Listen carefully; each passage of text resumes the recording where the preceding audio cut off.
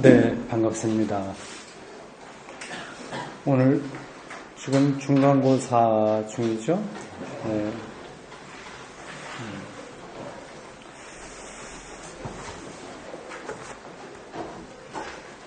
안도현이라고 하는 시인이 있습니다. 안도현. 들어보셨겠죠? 네, 좋아하는 사람들 많이 있을 겁니다. 그분이 수년 전에 한겨레 신문인가 어딘가 연재했다가 그걸 이제 묶어서 책으로 냈습니다. 제목이 다음과 같습니다. 가슴으로도 쓰고 손끝으로도 써라. 안도현의 시작법 이렇게 되어 있습니다. 제가 이 책을 가끔 설교 특강 혹은 강의 나갈 때 꼭 소개하는 책이에요. 이 책을 읽어보니까 시인이 된다는 거하고 목사가 설교자가 된다고 하는 거 이게 비슷한 점이 많이 있었습니다. 굉장히 괜찮은 책이어서 여러분들이 시인이나 목사가 되지 않은 설교자가 되지 않는다고 하더라도 젊은 사람들 한번 읽어볼 만한 그런 책입니다. 이 책의 첫 장에서 첫 패러그래프 잠깐 그거를 읽어보도록 하겠습니다. 첫 장이 제목이 한 줄을 쓰기 전에 100줄을 읽어라 이렇게 돼 있어요.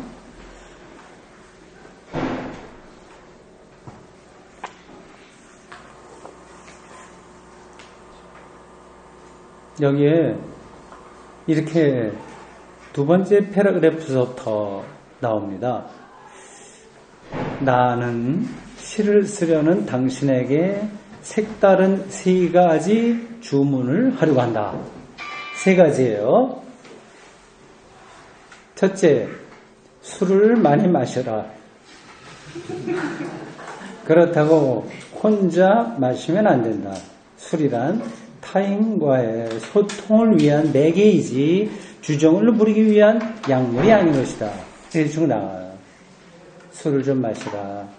시인이 될 사람에게 충고하는 겁니다. 두 번째는 연애를 많이 해라. 연애를 많이 해라.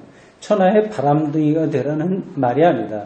모두 연애는 나 아닌 것들에 대한 관심에서 출발한다. 그러니까 나무하고도 연애해야 되고 이 가을 낙엽하고도 연애해야 되고 모든 사물에 대한 지극한 관심을 이야기하는 겁니다. 세 번째는 시 한 줄을 쓰기 전에 100줄을 읽어라. 시집을 많이 읽어라. 이제 그런 얘기입니다. 하여튼 그런 식으로 시인이 되려고 하는 젊은이들에게 주는 이 나름대로 시의 세계에서 일간을 이룬 분의 조언이에요.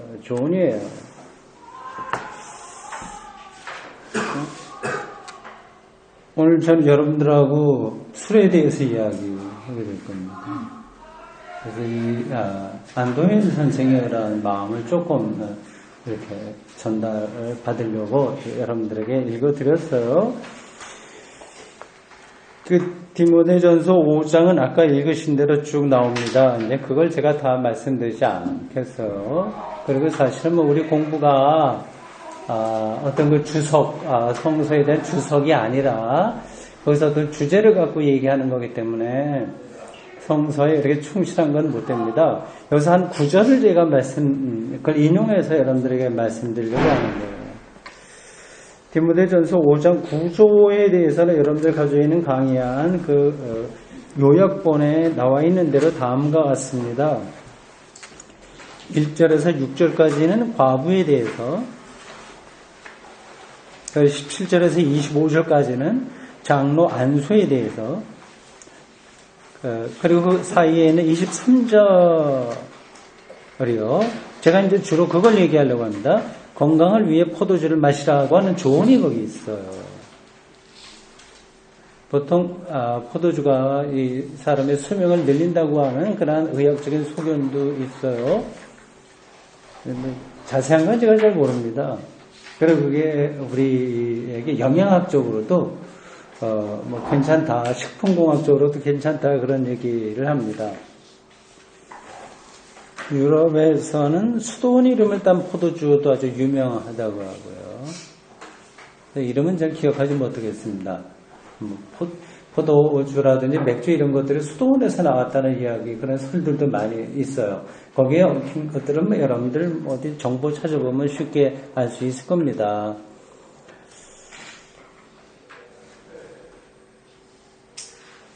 혹시 여기 한동대에 와서 이렇게 질문해서 미안하지만 술 취해보신 분, 손 들어보세요. 몇몇 분들. 그래서 그래요? 맞네요? 난 여기 수도원, 이 학교가 수도원 같아서 분위기가 전혀 그렇지 않은 줄 알았더니 술 취해본 적이 있군요. 술 취하는 거하고 성령 충만받는 거하고 공통점과 차이점 생각을 해보세요. 일단 공통점은 자아를 초월하는 겁니다. 술 취하면 자기가 축소돼요. 그게 술 기운이든지 어떤지 자기가 자아가져요. 이렇게 자유롭죠. 그렇게 되면 이제 두 가지 현상이 나타납니다. 술 취했을 때 하나는 술 주정을 하는 거예요. 정말 자기 본래 있었던 그 정신이 없어지고 다른 게 막 나타나게 돼요. 무의식의 세계가 막 발현돼요. 평소에는 조용하던 사람이 얌전하고 그런 사람이 술만 마시면 아내를 구타한다거나 주정 부리는 거 있지 않습니까? 그런 게 있어요. 저는 어렸을 때 그거를 눈으로 많이 봤습니다. 저희 아버지가 두주불사세요. 성격은 굉장히 조용하신 분인데 막 노동하면서 사신 분이라서 사실 때는 스트레스가 좀 많이 있으셨나 봐요. 술 취하시면 막 노동을 하니까 꼭 이제 막걸리 이런 것도 끝나고 드셔야 되는데 약간 드셨을 때는 괜찮지만 상당히 드셨을 때는 들어와서 집안 식구들을 괴롭히는 거예요. 우리 어렸을 때도 다 깨우고 또 술 받아와라 뭐 이런 거요. 그래서 어렸을 때 내 머릿속에는 술 이거 먹으면 큰일 나겠다. 그런 생각이 이제 머리에 이제 박혀 있습니다. 그런 쪽으로 나타나는 게 있고요. 다른 쪽으로는 굉장히 마음이 넓어져요. 그러니까 자기를 초월하는 거죠. 그래서 술집에 이제 여자분들이 있는 술집에 가더라도 그래도 마음이 넓어져서 여자분들에게 돈도 막 주고 뭐 이렇게 할 수 있는 거예요.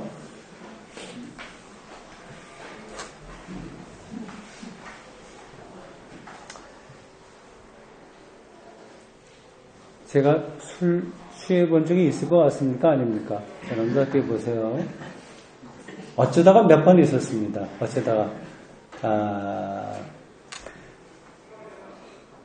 옛날에 젊었을 때 제가 테니스를 좋아하니까 동네 사람들하고 테니스를 친 다음 이제 같이 이제 그런 모임들 있거든요. 그때 그 분위기 그런데 이제 같이 따라서 맥주 이렇게 마시고 하면 운동한 다음에 그런 걸 마시면 빨리 이제 알코올이 들어와서 어지러워지고 뭐 많이 그렇습니다. 저는 그렇게 술 취해본 적이 많이 없지만 제가 있는 걸로 되돌아보면 어떤 현상이냐 하면 주정으로는 안 가고 마음이 다 넓어지는 것 같아요. 그래서 우리 가족들이 제가 술 취하고 들어오면 다 좋아하는 그런 기억이 있습니다.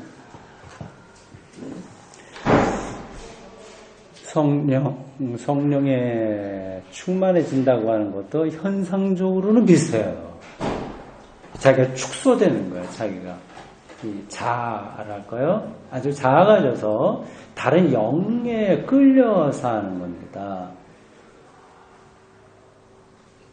그래서 그것도 두 가지로 나타날 겁니다. 정말 성령이 우리의 영혼에 가득하면 그런 쪽으로 우리의 생명지향적으로 풍요롭게 나타나게 되고요. 평화, 기쁨 이런 것들이 정말 가득하게 되고요.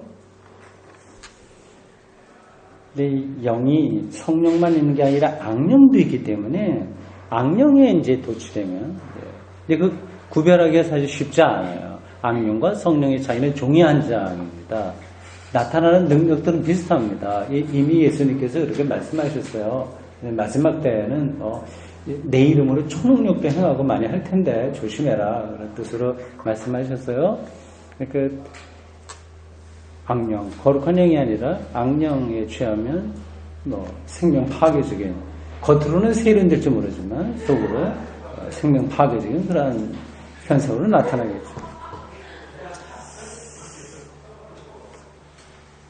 술과 한국교회는 좀 예민합니다. 이 관계가. 사실은 이미 여러분들이 제가 이런 강의 들릴 필요도 없이 상식적으로 다 알고 있을 거예요.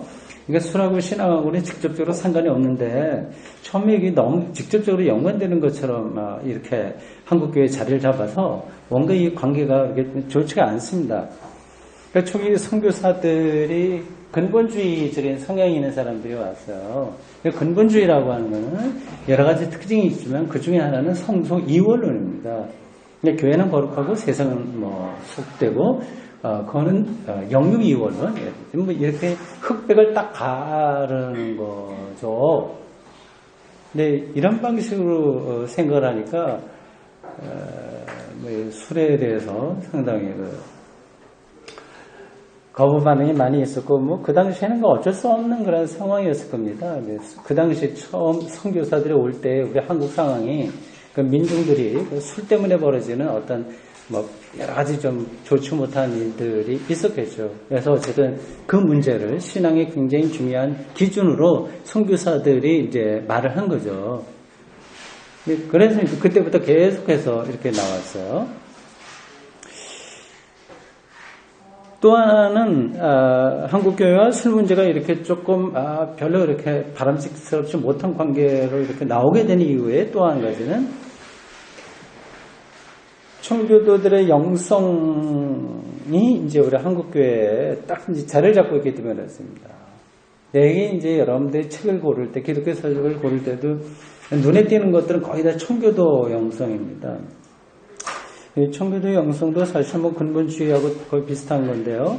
금욕주의 이런 것들을 특징으로 하고 있습니다.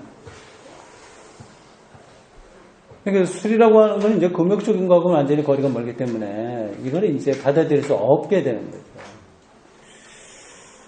여러분 그 강의 초안에 이제 썼습니다만 밀란 쿤데라가 쓴 참을 수 없는 존재의 가벼움이라고 하는 책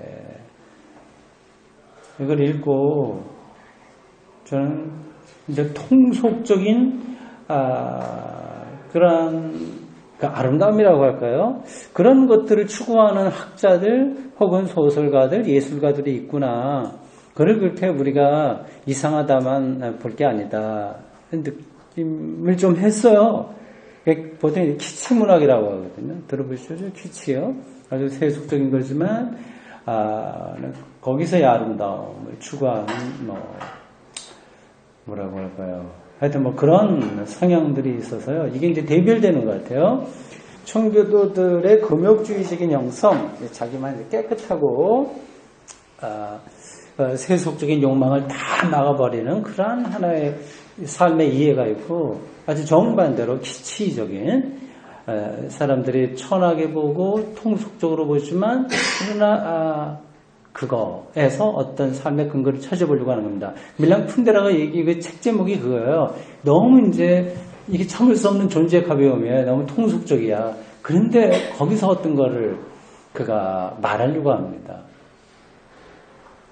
우리 기독교가 사람들을 아주 그럴듯하게 도덕적인 인간을 만드는 게 목표가 아니라고 한다면 있는 그대로의 삶을 사람들을 구원의 세계로 우리가 오히려 죄인이기 때문에 예수님의 십자가 부활에 의존해서 내 칭의와 은혜를 통해서 우리가 생명을 얻는다고 하는 사실에 근거해서 본다면 이러한 통속적인 그런 기치적인 입장에 있는 사람들도 좀 이해해야 되지 않냐 이런 생각입니다. 이 청교도적인 것에 대한 반론은 이미 소설가들에게서 많이 나왔어요. 혹시 읽으셨는지 모르겠습니다만 모파상에 비계덩어리라고 하는 단편집이 있습니다. 그 저자 맞죠? 소설가 비계덩어리라고 하는 그 단편 소설이요. 그래서 모파상 간단하게 말씀드리면 이 줄거리가 이렇습니다. 프랑스인데 어느 도시가 있는데 독일하고 맨날 전쟁 많이 했거든요. 그 두 나라고 큰 나라고 경계선 국경을 맞대고 있기 때문에 계속 그래서요. 어떤 때는 이게 독일 지역이 됐다가 프랑스 지역이 됐다. 그런 도시들은 프라이부르 뭐 그런 도시가 아마 그럴 텐데요. 그런 데가 많이 있습니다. 근데 그 프랑스에 있는 어떤 도시가 이제 독일군의 이제 점령을 바로 이제 받게 될 그런 데가 됐어요. 이제 점령이 이제 됐죠. 근데 그 이야기는 점령되기 전부터 이제 시작되는데, 피난을 떠나는 거예요. 독일군이 온다고 그래서. 그래서 마차에 여러 사람들이 탔습니다. 수녀도 타고, 사장도 타고, 방직공장 사장도 타고, 뭐 이런저런 사회 인사들, 그런 사람들 타고. 근데 그 한쪽 구석에 비계덩어리라고 하는 별명을 가진 창녀가 탔어요. 그래 거기 마차에 있던 사람들 창피하다. 저 사람하고 우리 어떻게 같이 마차 타고 하냐. 뭐 그러면서 어쨌든 어느 도시에 피난을 갔는데 이미 거기에 독일군에게 점령을 당해버려서 이제 거의 포로 신세가 됐습니다. 그 독일군 장교가 이제 거래를 하는 거예요. 오늘 밤에 나에게 한 여자를 보내주면 그러면 당신들 내일 자유롭게 떠날 수 있다. 그렇지 않으면 다 이제 체포다. 그렇게 했습니다. 이제 그러자 거기 있던 뭐 교장 선생, 뭐 사장, 또 수녀 이런 사람들이 이 비계덩어리라고 하는 이름의 여자를 이제 설득하는 거예요. 당신 가야 되지 않냐. 그래서 우리가 산다. 당신은 뭐 직업적으로 몸을 팔고 있는데 뭐 그 가는 거 괜찮지 않냐. 이 여자는 아니다. 내가 프랑스 남자를 위해서 봉사하는 건 모르지만 저 독일 장교한테 안 된다. 버티다가 결국 당신하면 안 된다 생각해서 이제 가요. 아침이 되자 이 마차가 이제 떠나는 거예요. 그래서 거기 있었던 사람들은 다 타고, 근데 비계덩어리라고 하는 별명의 여자가 타기도 전에 막 출발해요. 근데 그 여자는 이제 옷 매무새도 이제 정리도 못한 채 막 뛰쳐나오죠. 그러면서 겨우 올라탑니다. 이제 떠나게 되는데, 그 마지막에 다시 그 사장, 수녀, 교장, 이런 사람들이 그 비계덩어리의 별명을 가진 여자를 향해서 역시 창녀니까 어쩔 수 없지. 뭐 이렇게 비아냥거리는 거로 단편 소설이 끝나요. 그러니까 모파상이 정말 비계덩어리가 누구냐 하는 것을 거기서 암시하는 거죠. 그러니까 금욕적이고 반듯하게 산다고 하는 건 좋지만 그걸 절대적인 기준으로 해서 남을 판단하는 거 이런 데까지 나가게 되면 이게 이제 기독교 신앙이라고 얘기하기 좀 문제겠죠.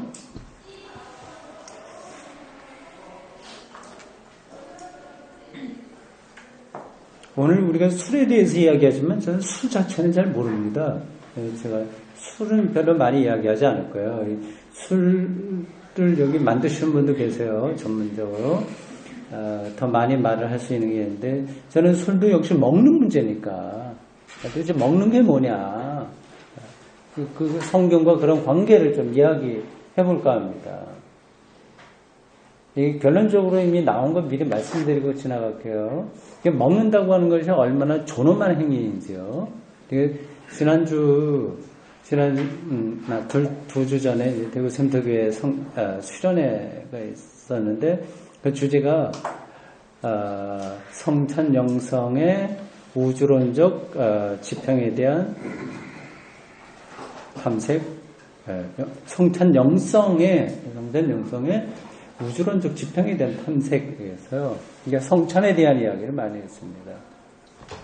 근데 그 주제를 갖고 이제 지난주에는 서울샘터교회 수련회에서 얘기를 했는데, 이제 어떤 여자분이 이제 강의 다 끝난 다음에 3번 마지막 끝나고 이렇게 질문을 해요.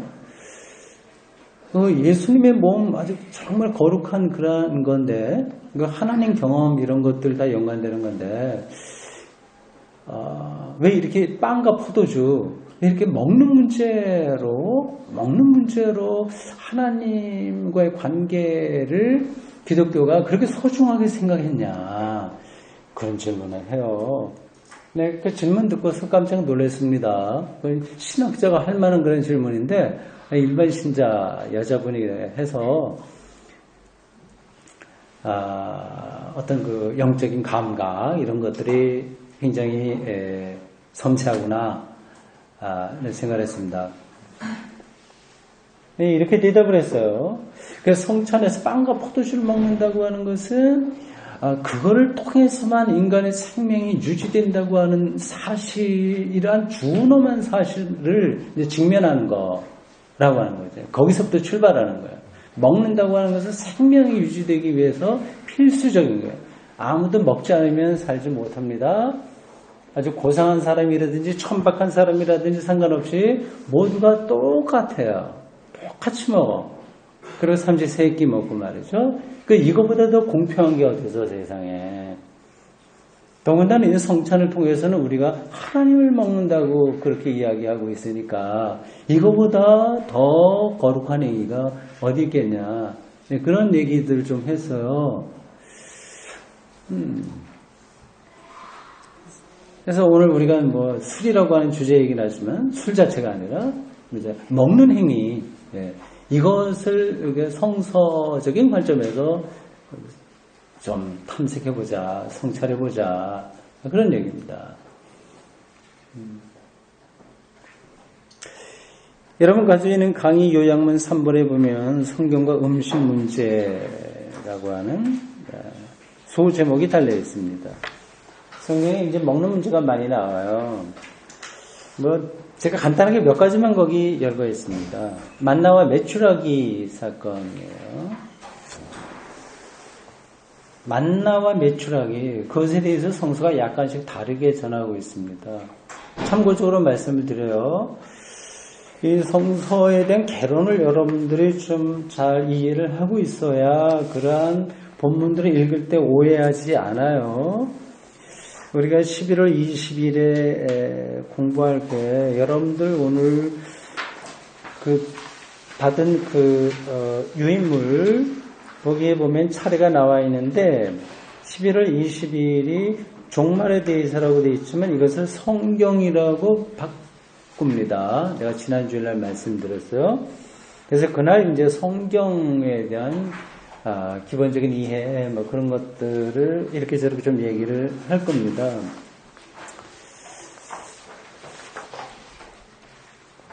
만나와 메추라기 이야기는요, 근데 일단 성경에 대한 이해를 여러분들 하시라고 하는 뜻으로 드린 건데, 누가 현장에서 보고 그거를 레포트 쓰듯이 받아 쓴 거, 신문기자가 그 현장을 사진 찍어서 그걸 다 잘 정리했다가 나온 게 아니라, 다 유대인들의 어떤 그 기억에 있었던 겁니다. 기억이고 구전되었고 그런 거예요. 우리들도 그런 구전 많이 알고 있지 않습니까? 햇님과 달님이 된 오누의 이야기라든지 이게 다 구전된 거 아니겠어요? 구비문학이라고 해서 그런 게 쭉 민우에도 내려오고 동화, 전래 동화 이런 거 있지 않습니까? 이게 제가 그런 거하고 성경하고 차원이 똑같다는 말씀을 드리는 게 아니라 그 텍스트가 형성될 때까지는 비슷한 과정을 거친 거예요. 중요한 건 내용이 어떠냐인데 그런 거를 찾아야 되겠죠. 만나와 메추라기 이것도 이스라엘 사람들에게 이제 전해 내려온 이야기이기 때문에 아주 정확하게 어떤 것이었는지를 우리가 파악하기는 약간 힘듭니다. 혹시 이렇게 오해하고 계신 분이 있을까요? 이스라엘 사람들이 40년 동안 그 미디안 광야에 지나면서 하나님께서 아침에는 만나, 저녁에는 메추라기 이렇게 내려주시는 것으로 뭐 300만 명 아니면 뭐 몇십만 명이 40년 동안 거기서 먹고 살다가 가난 들어갔다. 만나와 메추리가 먹고 그렇게 살았다. 혹시 그렇게 생각하고 계신 분이 계신가요? 그렇다면 오해입니다. 어떻게 그 사람들이 만나와 메추라기만 먹고 거기서 살 수 있겠습니까? 그것도 먹고 다른 것도 먹었어요. 그 만나와 메추라기가 뭔지는 여러분들이 아실 거고요. 그럼 지금도 거기 가면 발견할 수 있는 것들입니다. 그들이 그런 것만이 아니라 뭐 다른 동물도 잡아먹었을 것이고, 그리고 미디안 광야를 횡단하는 거기서 이제 장사하는 사람들 뭐라고 그러죠? 이렇게 대륙을 왔다 갔다 하면서 그런 사람들에게 뭐 먹을 거 사 먹기도 하고요. 그리고 미디안 그 원주민들이 있지 않습니까? 그분들에게 좀 도움을 청해서 이제 뭐 사 먹기도 하고, 이 출애굽할 때 이 사람들이 근과 이런 건 많이 가져 나왔거든요. 돈은 든든하니까 그런 사 먹고 이렇게 생존할 수 있었습니다. 근데 만나와 메추라기라고 하는 게 이제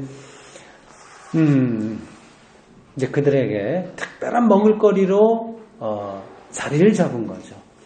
평소 같으면은 이제 거들떠 보지도 않을 그런 것들을 모세의 인도로 상당한 부분 자신들의 생존을 지켜준 하나님의 선물로 이제 인식을 하게 된 겁니다. 마치 보릿고개에 옛날에 있을 때 우리 어른들이 산에 올라가서 뭐 소나무 껍질 뭐 속에 뭐 뜯어 먹기도 한다거나, 저도 어렸을 때 우리들 다 배고팠거든요. 그래서 그 봄 되면 애들이 여기저기 이제 먹을 거 찾으러 다닙니다. 칡도 많이 캐먹고 말이죠. 그리고 밭이나 이런 데 땅을 파면 흰줄기로 된 이렇게 뭐가 있어요. 내 이름을 다 잊어버렸는데, 그런 것도 먹고 많이 그렇게 했습니다. 그런 거 이제 비슷한 그런 것들이죠. 어쨌든 이제 만나와 메추라기 이야기가 말해주려고 하는 것은 좀 힘들긴 하지만 하나님께서 당신들의 생존을 지킨다. 생존에 대한 보장, 그런 것들을 말하고 있는 거죠. 네, 그래도 그 먹을거리 만나 메추라기 이야기 있고요. 또 성경에 나오는 먹을거리 이야기 중에서 특이한 것은 그들이 유대인들은 특별하게 먹을 거하고 먹지 못할 것을 좀 엄밀하게 구분을 했어요. 잘 알고 있는 이야기입니다. 짐승들 중에서는 두 가지 조건에 들어와야만 먹을 수 있었다고 합니다. 굽이 갈라져야 되고요. 네, 왜 그런지는 제가 잘 모르겠습니다. 이유가 다 있긴 있는데요. 동시에 되새김질을 하는 거여야 되겠습니다. 근데 돼지 같은 것들은 굽이 갈라졌죠, 발이요. 근데 되새김질을 하지 못하니까 먹지 못합니다. 소나 양 이제 이런 것들만 가능한 거죠. 말은 되새김질을 하지만 이제 발이 통굽이니까 그걸 먹지 못하고. 근데 그런 기준을 세웠습니다. 아마 그게 의학적으로 어떤 게 뭐가 필요했을 거예요. 그러니까 어떤 것들, 돼지고기 같은 것들은 이제 지방질이 너무 높으니까 그 열대지방에서 잘못 먹으면 이제 전염병 같은 게 많이 돌고요. 피도 마시지 말라고 하는 것들 다 이제 그런데 위생과학과 연관되는 겁니다. 좀 약간 옆으로 나가는 얘기입니다만은 돼지고기 먹지 말라고 했는데 지금 왜 먹죠? 기독교인들이. 구약 성경도 하나님의 말씀이잖아요. 근데 왜 거기 있는 말씀을 우리가 지키지 않죠? 여호와의 증인이라든지 이런 사람들 잘 지키려고 노력을 하고 제7 안식교회 이런 데도 구약을 거의 말씀을 문자적으로 지켜서 그런 걸 잘 먹지 않습니다. 정말 한국 기독교인들의 성경을 축자영감설에 근거해서라든지 하여튼 하나님의 말씀이라고 생각하는데 뭐 지켜야 되잖아요. 근데 왜 안 지킬까? 답을 알고 있을 겁니다. 예수 그리스도 이후로 구약 성서는 새롭게 해석돼야 된다. 뭐 그런 거죠.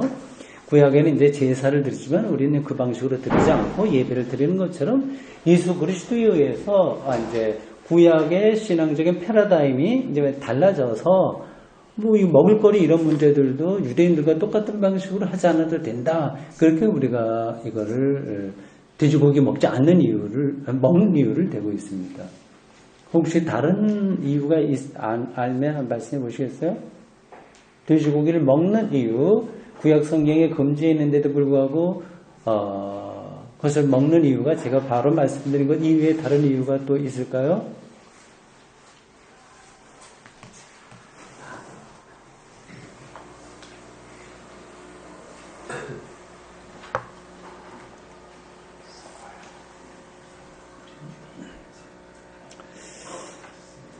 저도 이 먹는 문제에 대해서는 너무 예민하게 굴지 않아야 된다는 생각을 하면서도 한국교회에서 너무 그런 걸 가리지 않고 먹는 것도 조금 어떤 때는 좀 보기가 그렇다 생각이 들 때 있어요. 돼지고기, 뭐 삼겹살 이런 것까지는 괜찮은데 이 개고기 먹으러 다니는 분들도 많이 있어요. 여기 드시는 분들 제가 그분들 이상하게 보고 드리는 말씀이 아닙니다.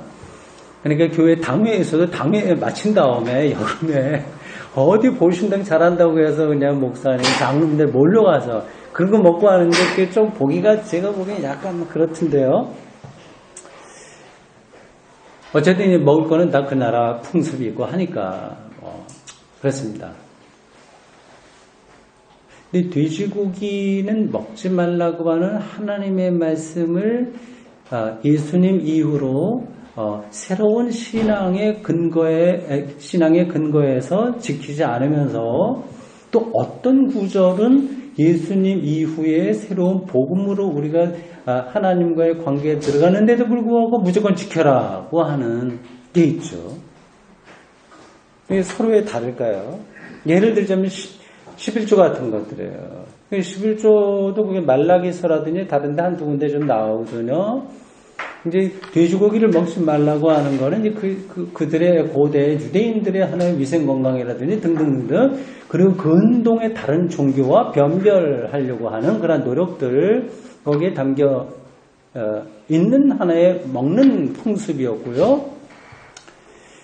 11조라고 하는 것도 그들의 고유한 문화와 문명 속에서 나온 하나의 세금과 겸해서 하게 되는 국가 운영의 한 경제 시스템이라고 할 수 있어요. 그래서 과부도 구제하고 뭐 등등등등. 그래서 고대 유대인들에게 필요했었던 돼지고기는 하나의 그 먹을거리 문제, 11조는 경제 시스템인데 왜 한쪽은 그대로 우리가 받아들이지 않으면서 한쪽은 무조건 믿어야 된다고 그대로 해야 된다고 강조를 할까요? 서로 이걸 다르게 적용할까요?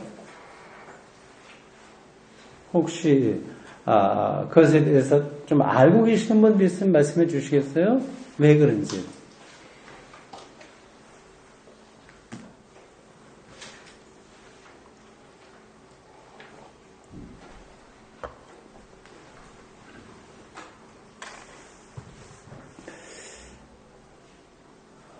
저도 모릅니다. 일관성이 없는 거죠. 정서에 대해서. 그러니까 돼지고기 먹을 거면 11조는 그런 방식의 11조는 하나님의 창고를 채워준다거나 도둑질한다거나 이제 이런 방식으로의 11조는 이게 잘못된 거죠. 어쨌든 지금 먹을거리 이야기를 하고 있습니다. 그 다음 세 번째 채식주의 문제예요. 이제 다니엘은 채소만 먹으면서 하나님의 신앙을 지켰다고 하는 이야기가 있어요.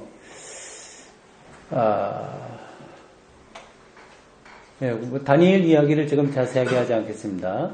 근데 기독교인이라고 한다면 채식주의를 한 번쯤 생각해 볼 만하기도 합니다. 스님들이 채식주의잖아요, 사실 말하자면.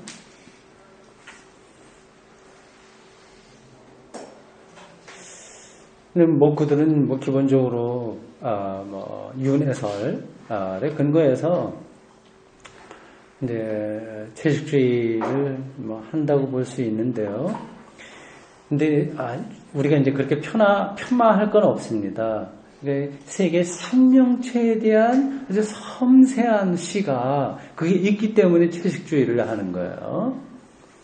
그래서 그들은 조금 그런 쪽으로 좀 생각 있는 분들은 옛날에, 지금은 뭐 많이 그런 분이 없겠지만 신발 신을 때도 이제 그 집신으로 하는데 이게 섬기게 해요. 촘촘하게 하지 않고. 그 이유는 이제 다니다가 이제 곤충이 이제 밟혀 죽을까봐 그렇게 하고요. 그 목욕물 뜨거운 거 했다가 버리지도 못하고요. 함부로 다 거기 이제 곤충들, 벌레들이 있으니까 뭐 그런 정도의 이 지구 안에 있는 생명에 대한 어떤 심패티, 어떤 공감 능력 그런 것들이 좀 필요하지 않을까 생각이 듭니다. 건강을 위해서 내 육식을 뭐 할 수도 있어요. 근데 어쨌든 채식주의도 한번 해볼 만하다 생각이 듭니다. 그다음 네 번째, 성경과 음식 문제를 잠깐씩 언급하고 있습니다. 로마서 14장 1절에서 2절에 따르면, 로마서 제가 잠깐 보겠습니다.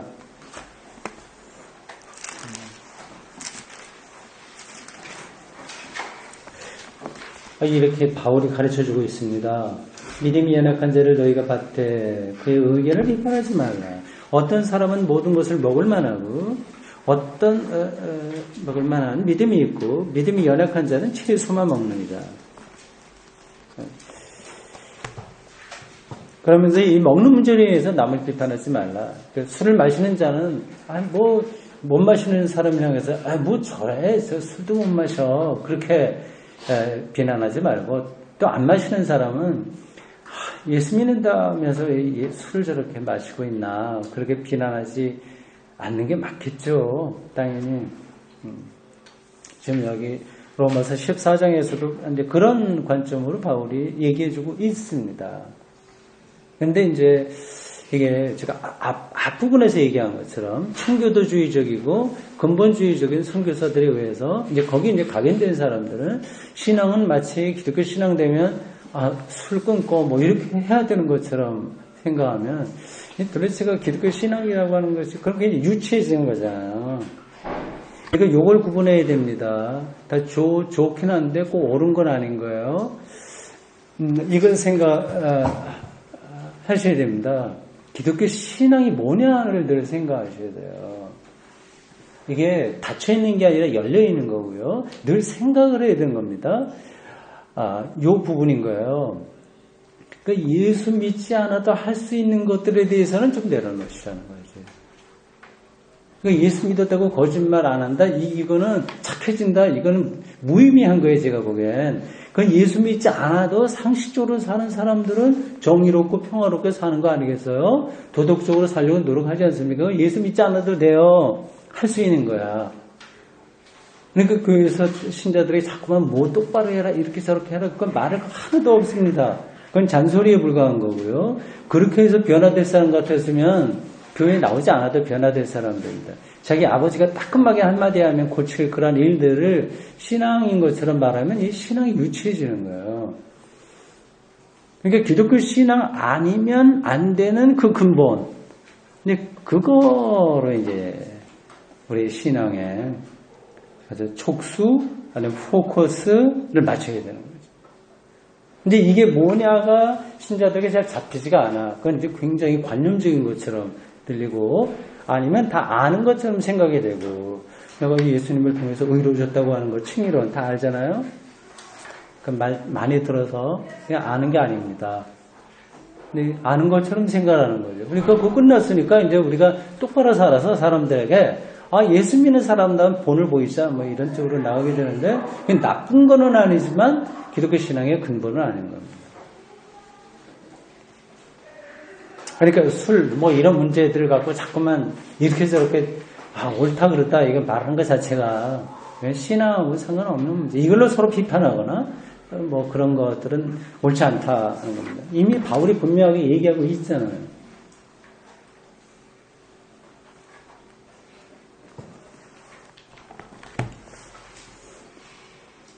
그 다음 그럼 예수님께서는 이런 먹는 문제에 어떻게 생각하셨을까? 그것을 질문할 수 있습니다.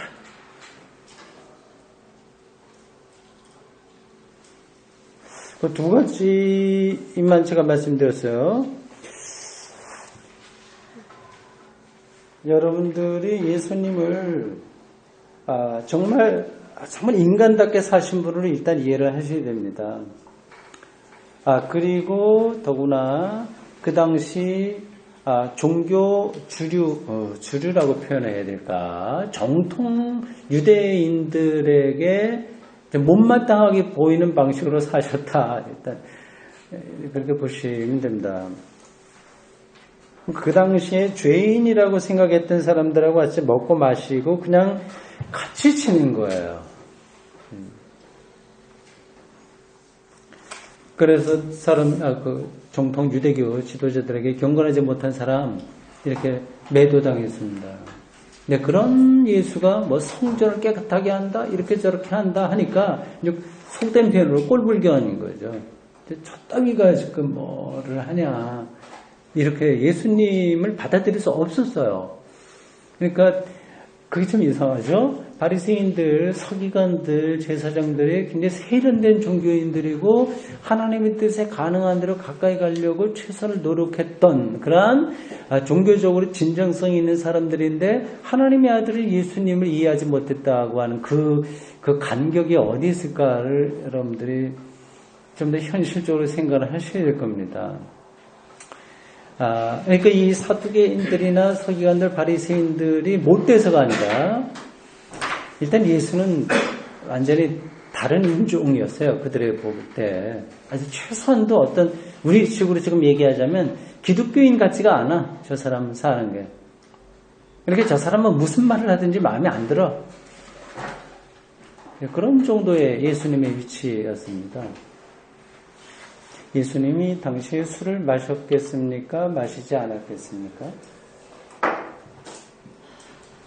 어떻게 생각하세요? 당연히 마셨죠. 근데 예수님이 마셨는데 왜 우리들은 마시지 못하게 할까요? 교회에서? 네. 어쨌든 그렇습니다.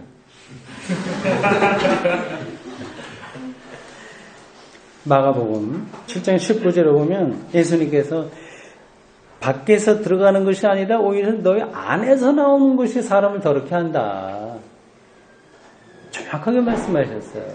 그러니까 서기관들, 바리새인들은 정말 세련된 종교인의 모습을 잘 지켰는데 그래서 먹을 음식과 먹지 않을 음식 그리고 죄인들하고는 가까이 가지 않고 뭐 등등을 잘 지켰는데 그것으로 이제 다른 사람을 재단하고 했죠.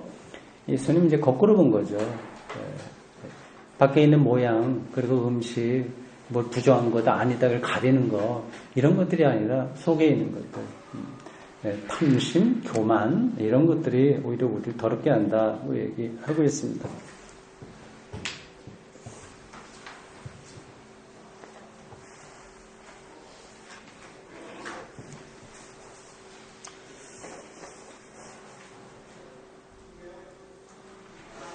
그 다음 5번째 제목입니다. 소제목, 빵과 포도주예요. 이게 먹을거리의 핵심이죠. 그러니까 지금까지 쭉 한 얘기의 어떤 방향은 있죠. 이 먹는 문제가 정말 중요하다. 근데 이제 한국 교회는 이 특별히 술 문제, 이게 굉장히 터부 시대에 있어서 뭐 마신다고 해서 자랑할 것도 없고 한 거예요. 그거는요. 근데 어쨌든 이제 그런 것들을 신앙의 어떤 기준인 것처럼 이런 분위기가 되어 있다고 하는 것. 앞에서 한 이야기입니다만 저는 술보다는 개고기 먹는 게 조금 더 좀 보기에 그렇다 이런 생각이 들어요. 차라리 술을 마시는 게 낫지. 당회 마치고 이제 단체로 보신백집에 가는 것보다는. 근데 어쨌든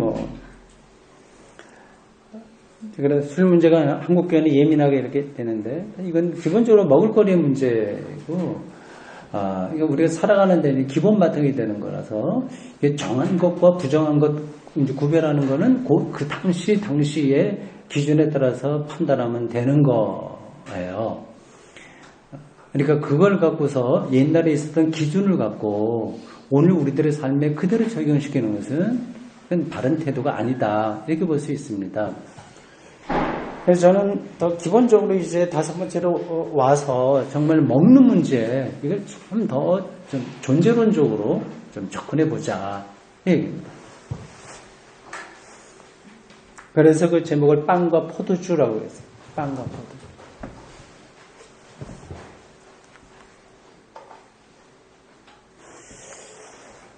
성찬을 얘기하는 거예요. 성찬. 우리 여기 한동대학에서도 가끔 성찬 하죠.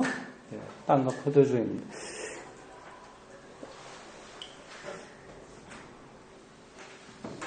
기독교 예배에서 성찬 예식은 빼놓을 수 없는 의식입니다. 네, 개신교에서는 그게 굉장히 약화되어 있는데 거기는 어떤 약간의 오해가 있어요. 성찬 이거는 가톨릭이 하는 어떤 형식주의 그런 데 머물러 있는 거지. 그러니까 어쩌다가 한번 우리가 예수님이 명령하셨으니까 하면 되지. 예배와 아주 필수적으로 결합되어 있다고 하는 거를 좀 더 생각하지 못하고 있습니다. 기독교 예배는 기본적으로 두 가지 전통에서 자리를 잡았습니다.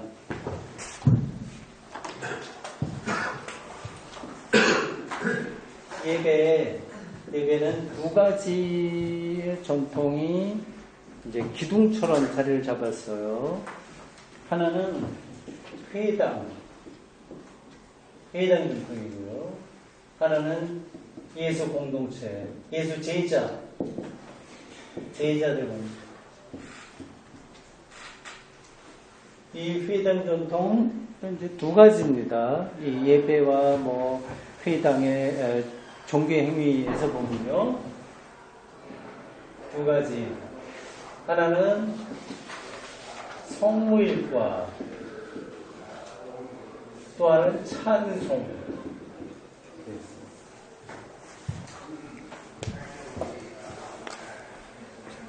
성무일과는 그냥 성경을 읽는 겁니다. 시편이라든지 이런 것들이 있고요. 물론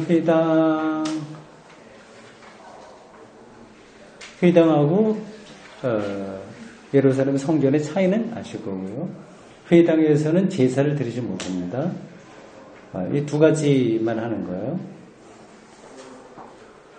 그래서 처음에 기독교 공동체가 예배를 드릴 때는 이걸 회당에서 드려지던 이걸 그대로 가져왔습니다. 이건 아주 자연스러운 거예요. 그러니까 예수를 따르던 초기 그 사람들이 다 이제 유대인들이니까 그냥 어려서부터 그냥 유대 회당에 들어가서 몸에 이제 젖어 있는 거죠. 그러니까 그대로 따라서 자기들의 어떤 그 기독교 공동체 예배 순서를 잡았습니다. 앞에 몇 번째 강의에서 제가 드렸는지 모르겠습니다만, 한 말씀인지 모르겠습니다만, 또 처음 참석하신 분들을 위해서 참고 발언을 하면 이렇습니다. 초기 기독교가 유대교로부터 처음부터 독립할 생각이 없었습니다. 그게 이제 우리에게 좀 이상할 거예요. 예수님이 유대교 지도자들에 의해서 사형 선고로 끌려가게 되고 굉장히 처음부터 유대교하고는 반대처럼 느껴지잖아요. 근데 반대가 아니었어요. 거의 그냥 같이 묶여 있었습니다. 갈라지게 된 것은 기원 후 70년에 있었어요. 기원 후 70년 요 기점이 유대교와 기독교가 갈라지게 된 굉장히 중요한 시점입니다. 이때가 유대 전쟁이 끝났을 때예요. 그 전부터 수년 전서부터 유대가 이제 막 로마와 이제 대항해서 싸우는데 그때 전쟁 끝나거든요.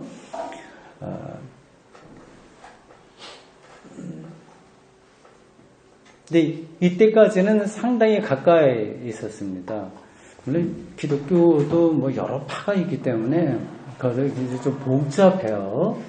이런 부분들을 여러분들 조금 자세하게 알고 싶은 분들은 책을 보시기 바랍니다. 초기 기독교 형성사인가? 책 제목 뭐죠? 제가 한번 초기 기독교 형성. 초기 기독교 형성이라고 하는 책.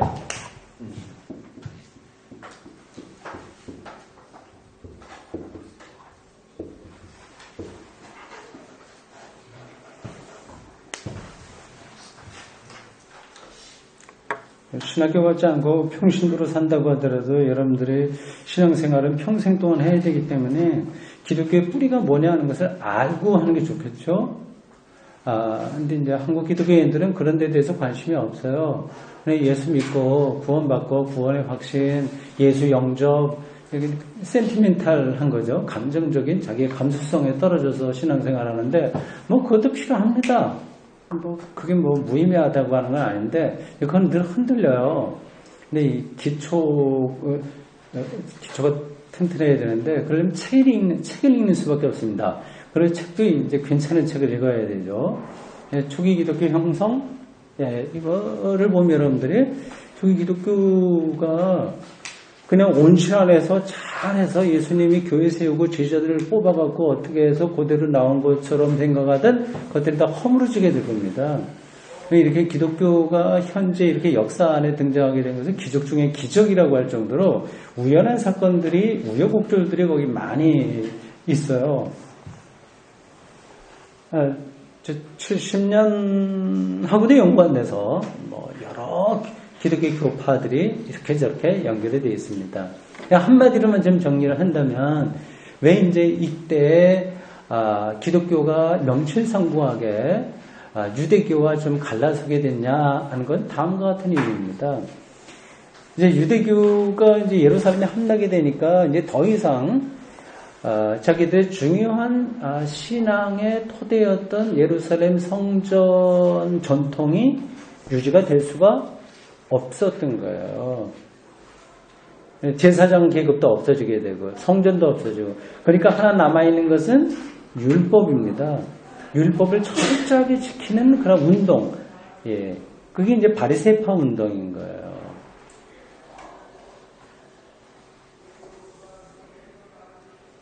그러니까 율법을 더 강조하게 되고, 그러니까 기독교, 자기들과 좀 가까이 그동안에 있었던 기독교를 향해서, 유대 기독교에 좀 더 정확하게 얘기하면 그들을 향해서 너희들 짐 싸갖고 나가든지 유대교로부터 완전히 떠나든지 아니면 율법 더 지켜라, 이제 이렇게 요구를 받고 굉장히 어려운 상황에 빠져들게 됩니다.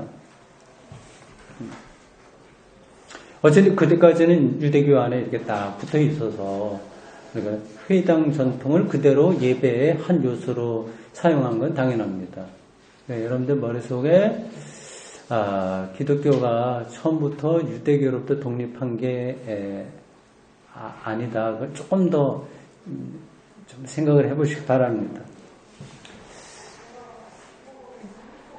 성경 읽는 거하고 찬송, 그리고 또 하나 중요한 게 예수님 공동체에서는 특이한 요소, 성찬입니다.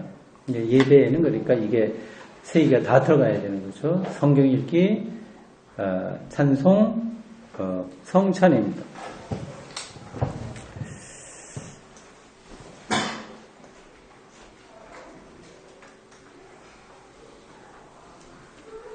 성찬은 빵과 포도주를 예수님의 뭔가 피로 받아들이는 종교의식이에요. 근데 이게 하나의 종교의식일 뿐만 아니라 깊은 세계에 대한 통찰이 거기에 담겨 있습니다. 그래서 이 성찬을 중심으로 해서 많은 논쟁도 벌어졌고요. 거기에 이제 강의 요약 안에 몇 가지 이제 성찬에 대한 주장들을 좀 얘기했는데, 보십시오. 파채설이 있고, 임재설이 있고, 상징설, 기념설이 있습니다. 각각의 종파가 주장하는 성찬에 대한 관점들이에요. 그냥 파채설은 로마 가톨릭 교회가 얘기하는 거죠.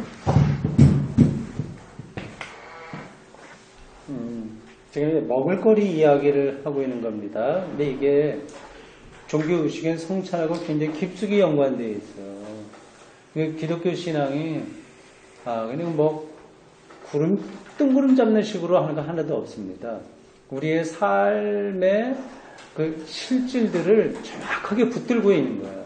이제 그 연결을 우리가 잘 잘 따라가지 이게 이제 나눠져 있어요.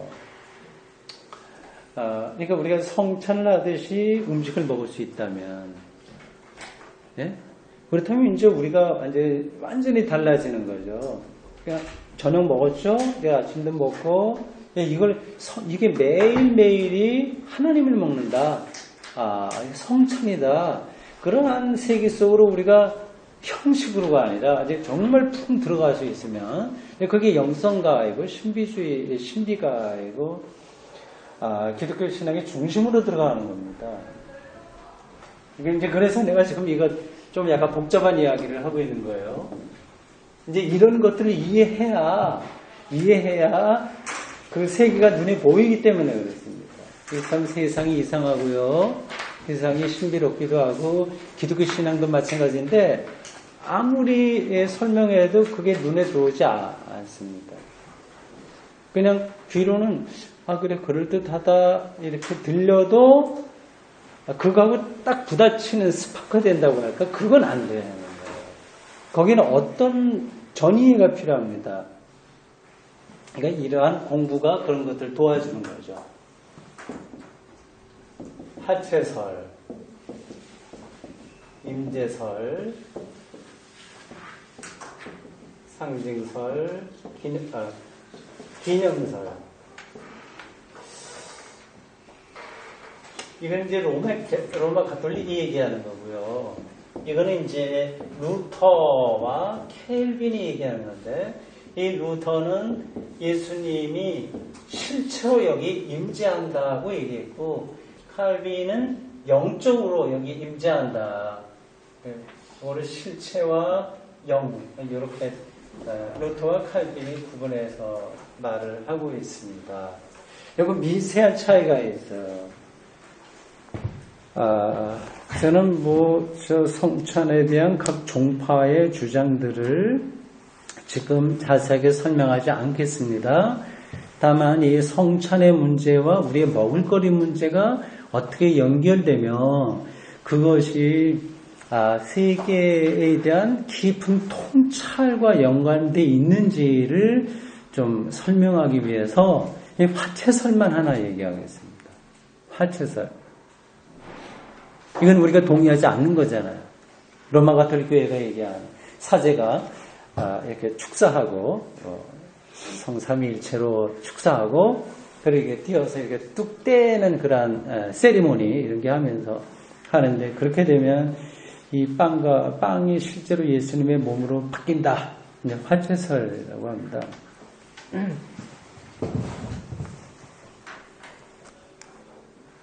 그런 말에 일리가 있을까요? 없을까요? 이게 빵이 실제로 예수님의 몸으로 바뀔까요? 안 바뀔까요? 바뀔 수도 있고 안 바뀔 수도 있다고 말할 수 있어요. 그 보는 시각의 문제인 거예요.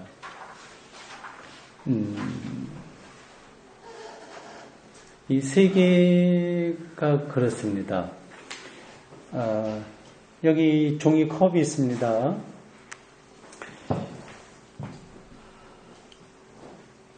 이 종이컵에 태양이 있다. 내가 그렇게 얘기하면 맞다고 하겠어요? 틀리다고 하겠어요? 여기에 태양이 있습니다. 하면요. 이건 틀리기도 하고 맞기도 한 얘기입니다. 지금은 없어요. 그러나 다른 방식으로 여기에 숨어 있어요. 태양이. 이거 설명하지 않으면 되죠? 이 종이 안에 어떻게 태양이 숨어 있는지 설명해야 될까요? 안 해도 되죠? 네.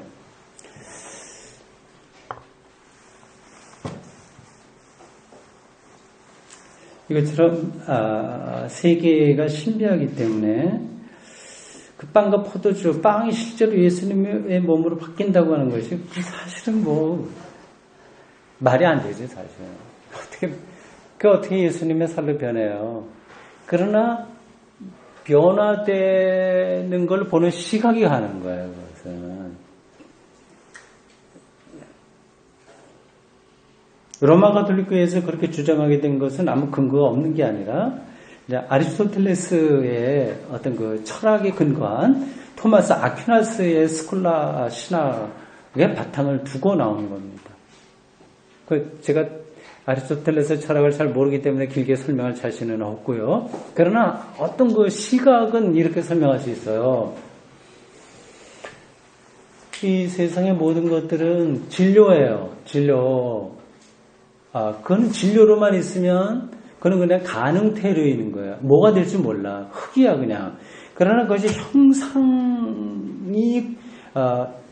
거기에 개입되게 되면 그 흙이 사람이 될 수도 있고 이 종이 나무도 될 수 있고 뭐 다른 것도 될 수 있습니다. 거기 안에는 다 원소들이 있는 거예요. 네, 진료들이에요. 그게 우리 몸이 될 수도 있고 토끼의 몸도 될 수 있고 뭐 그렇습니다. 그 분명한 거잖아요. 물리학적으로 사실이잖아요. 그러니까 여기 빵이 있다고 합시다.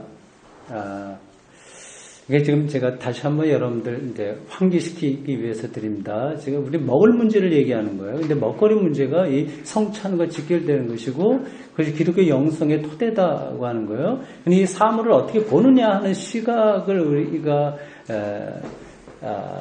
기독교적으로 가짐으로써 단순히 종교적인 행위만이 아니라 이 세계를 바라보는 시각이 달라진다고 하는 겁니다. 여기 빵이라고 생각을 해보세요. 근데 이 빵 안에 많은 원소들이 있을 거 아니겠습니까? 그 진료예요, 말하자면. 그런 것들이 어떤 형상을 통해서 이 빵이 됐을 뿐입니다. 여기 빵을 좋아하시고 빵을 만드시는 선생님 계신데 머릿속에 형상이 있는 거예요. 빵을 만들려면 어떻게 하면 그 밀가루였던 게 빵이 되는 거예요. 밀가루는 진료지만 그게 이제 그 형상, 폼, 힘, 어떤 전문적인 용어로 그 사람이 쓴 얘기로 하면 에이도스 뭐 이런 것들, 이런 힘이 이제 그걸 가능하게 하는 거란 말입니다. 그러니까 여기 이 빵 안에 예수님의 몸에 있었던 어떤 원소가 아주 미량이나마 여기 들어 있을 개연성이 제로라고 볼 수는 없는 거죠. 예. 그렇지 않습니까? 예수님의 몸을 구성했던 어떤 원소가 그건 없어지는 건 아니잖아요. 원소는 인은 인, 그런 거, 탄소는 탄소인 것처럼 그것이 우여곡절을 통해서 쭉 있다가 이 빵 속에 있을 수도 있고요. 또 이렇게 저렇게 주변에 연관되는 것들이 간접적으로 다 이 빵과 예수님의 몸과 연결될 수 있는 거죠. 제 설명이 너무 멀리 나간 건가요? 어떻게? 그러니까 세계를 보는 그런 눈인 거예요. 그걸 전체로 보는 거지. 그러니까 진료로 이제 흩어져 있던 것들이 어떤 형상을 통해서 일로 오면 빵이 되고, 저쪽에 힘으로 가게 되면 사람 몸이 되기도 하고, 호랑이 몸이 되기도 하고, 지렁이 몸이 되기도 하고, 그렇습니다. 근데 그러한 영적인 시각으로, 이 빵은 정말 실제로 예수님의 몸입니다. 이렇게 과감하게 가톨릭 사제들이 주장한다고 해서 우리가 거짓말 이렇게 얘기하면 안 되는 거예요. 저는 화채설을 따르는 사람은 아니에요. 마틴 루터 임재설이 그래도 더 낫겠다. 아니면 켈빈의 영적인 임재설 그런 쪽으로 좀 가는 사람입니다만은 제가 굳이 왜 이 카톨릭 입장에서 그걸 얘기하냐면 이 물질이라고 먹는 게 다 물질이잖아. 이거를 거룩하게 보는 눈이 우리들에게 필요한데 그들은 그 방식으로 보고 있다. 그걸 매도하지는 말자. 우리가 차이가 있지만. 그러니까 밥을 먹으면서 나 이건 태양을 먹는다. 우주의 힘들을 내가 지금 섭취하고 있다. 이런 생각을 하는 사람을 향해서 좀 정신 나갔다 이 말하면 곤란하지 않습니까? 그러니까 먹는 행위는 정말 거룩한 거예요. 포도주 한 잔 마신다고 하는 것은 우주 전체의 기운을 우리가 들이마시는 것하고 똑같은 정도로 대단한 겁니다. 그러니까 이렇게 바꿔놓고 생각해 보시죠. 여러분이 금방 죽는다고 생각해봐. 그래서 마지막 한 잔의 물 혹은 포도주 아니면 빵 한 조각 마지막이라고 생각해 보세요. 그러면 그 행위가 어떻겠어요? 그러니까 성찬을 대한다고 하는 것은 그런 자세로 먹을거리를 대하는 기독교인의 영성과 연관된 문제입니다. 지난 저희 교회 수련회 때 내가 한 이야기인데 한마디 하겠습니다. 그걸 우리 들으신 분들은 몇 분 계십니다만, 제가 일주일에 빵을 한 번이나 두 번 정도 굽습니다. 질문할 거 있으면 아무 때나 손 들어주세요. 제가 제가 8시 반에 끝나니까 질문 있으면 질문 시간 드리고, 아니면 제가 강의를 더 지속하도록 하겠습니다. 빵을 한 번이나 두 번 만드는데, 저는 전문가가 아니기 때문에 그냥 이렇게 빵 기계가 있어요. 동그랗습니다. 사각형쯤 이렇게 되는데, 거기다 밀가루 이렇게 다 넣으면 자기 알아서 반죽하고 다 만들어져요.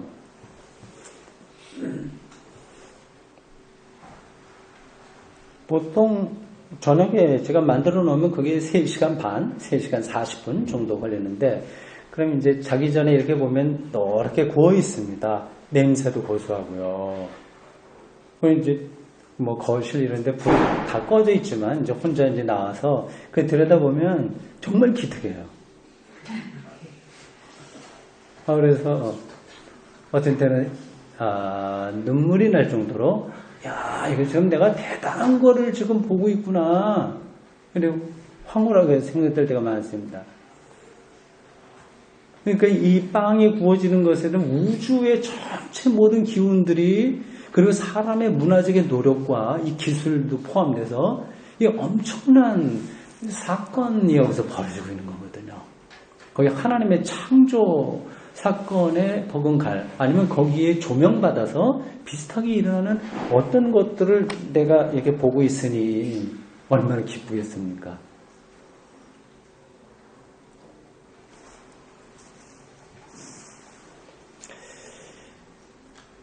성찬이, 그러니까 우리 기독교 신앙 예배에서 핵심적인 요소인데, 하나의 종교 의식으로만이 아니라 우리가 세계를 바라보는 눈을 근본적으로 바꿔주는 하나님과 인간의 일치라고 하는 점에서 대단한 거죠.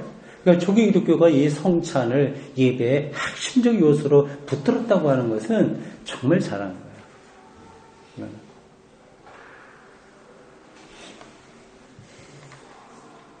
이 성찬의 이제 사회적인 의미, 사회학적인 의미를 마지막으로 간단하게 얘기를 하면 되겠습니다.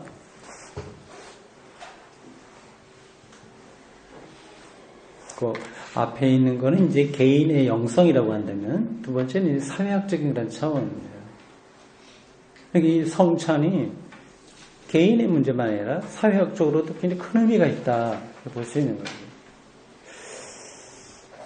먼저 이제 핵심적으로 이걸 보셔야 됩니다. 처음에 한 이야기를 다시 돌아가네요. 먹는다는 거에 집중해야 돼요. 먹는 행위. 먹지 않으면 죽는다. 이게 절체절명의 사건인 거예요, 먹는 건.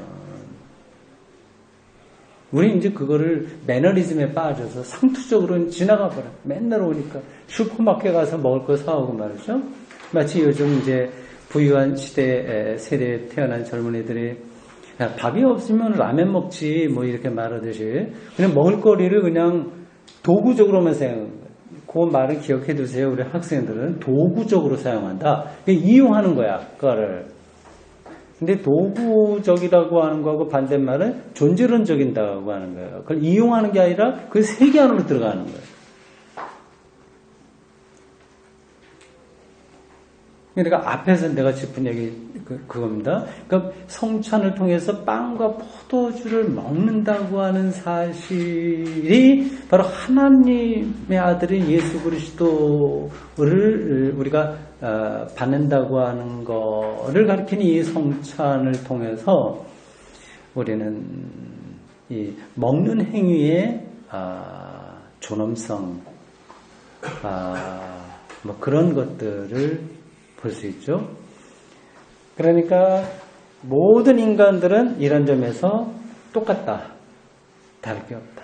잘난 사람이나 못난 사람이나, 부자나 가난한 사람이나, 여자나 남자나,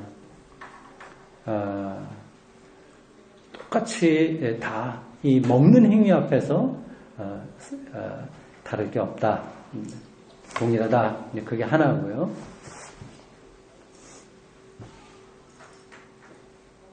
두 번째는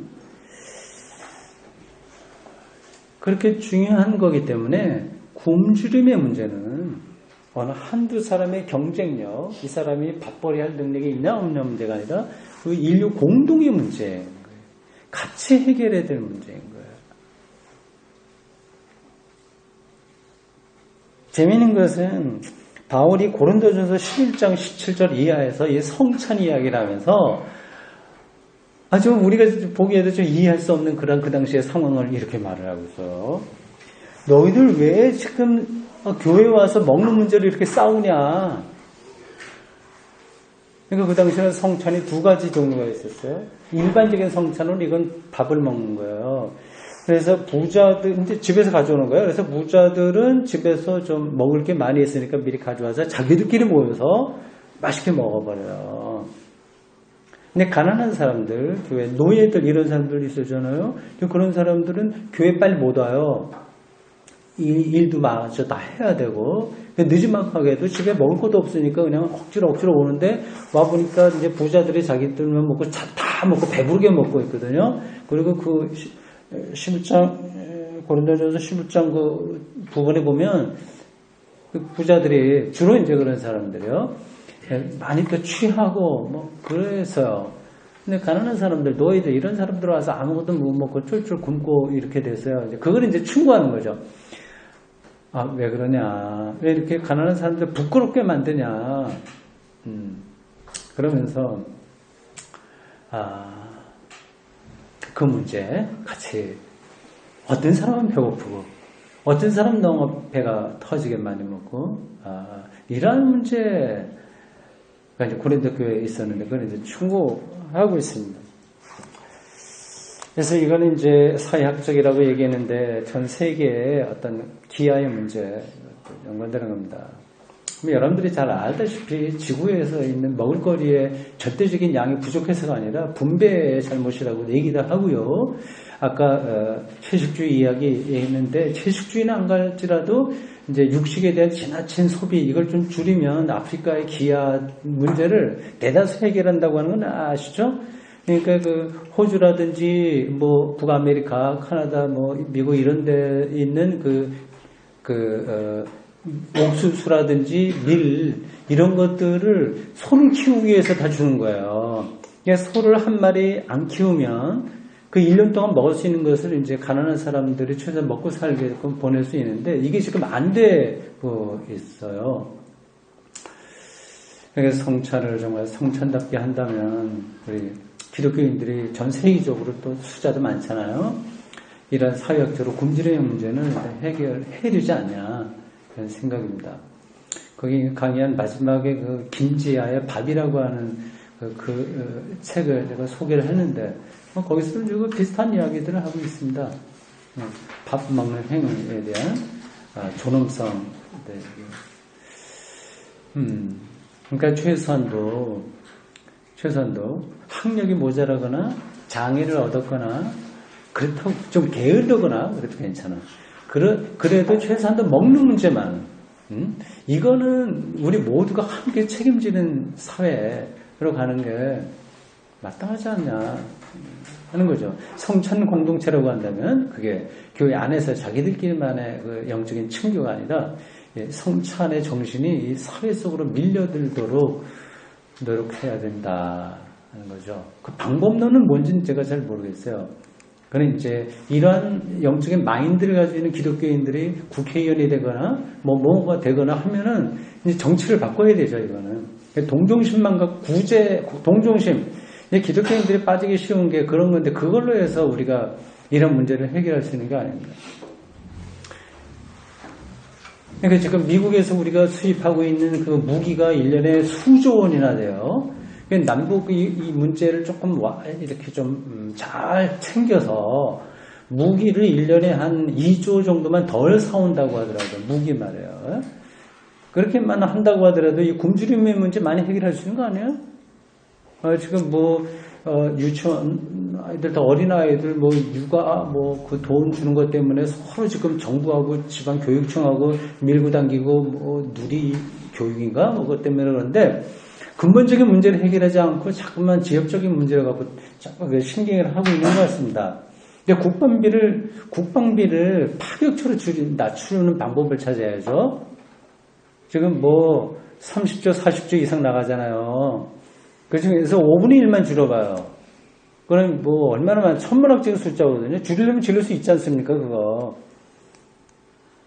근데 그런 쪽으로는 신경을 안 쓰고 조금만 액수 갖고 서로 싸우고 이것도 좀 하긴 해야 되지만 서로.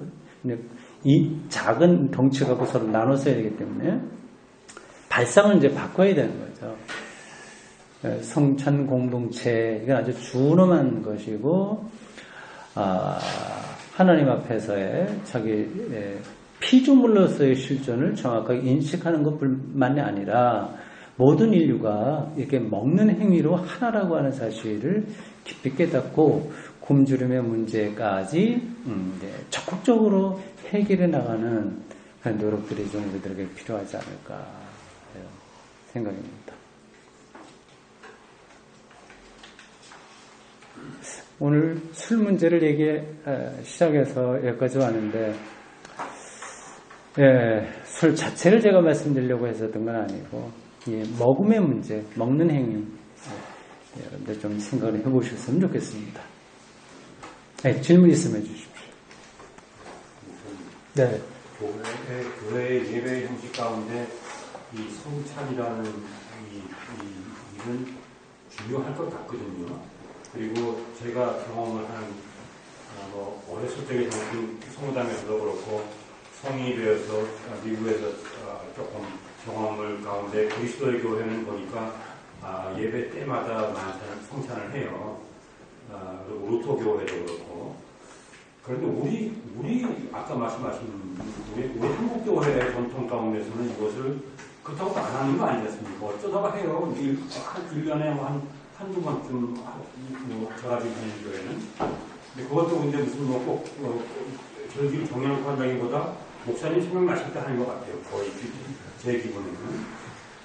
왜 그렇게 됐을까요, 그거는? 중요할 것 같아요.